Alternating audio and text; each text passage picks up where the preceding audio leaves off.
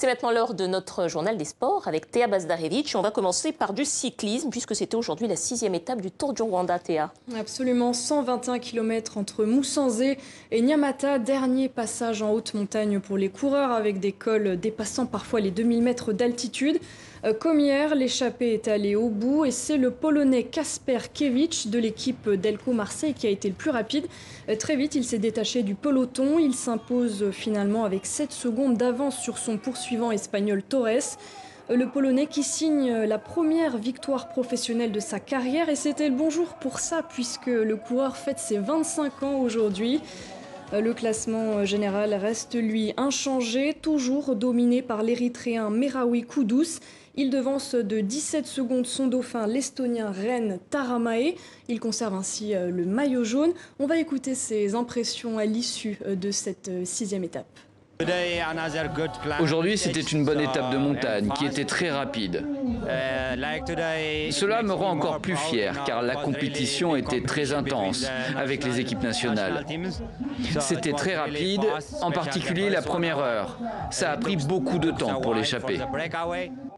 Et on verra si l'Érythréen conserve son maillot jaune demain à l'issue de la 7e et avant-dernière étape de ce Tour du Rwanda. Une étape beaucoup plus courte qu'aujourd'hui, 84 km seulement à parcourir entre Nyamata et la capitale Kigali. On va passer au basket, Théa. Le continent aura bientôt son championnat professionnel. Oui, on l'a appris il y a quelques semaines. Exactement, BAL, c'est son nom pour Basketball Africa League. Le championnat ne devrait pas voir le jour avant 2020. 9 pays l'accueilleraient, 12 participeraient à ce championnat. C'est la première fois que la NBA s'exporte hors des États-Unis et ce n'est pas rien. Forcément, ça va changer beaucoup de choses pour le basket africain. C'est en tout cas ce qu'on explique du côté de la Fédération africaine de basket. On écoute. C'est vraiment une association que nous sommes en train de faire avec la NBA.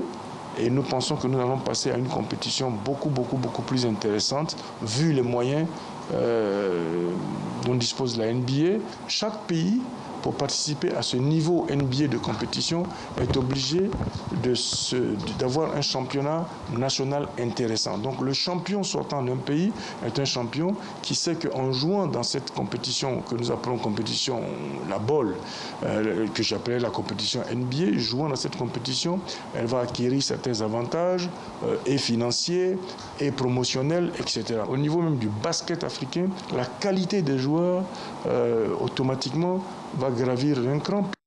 Voilà, on attend ça avec impatience, Théa. Bon, on va partir au Gabon maintenant en foot, puisque voilà, ça y est, on a appris, il n'y a plus de problème d'argent maintenant entre le sélectionneur et la fédération.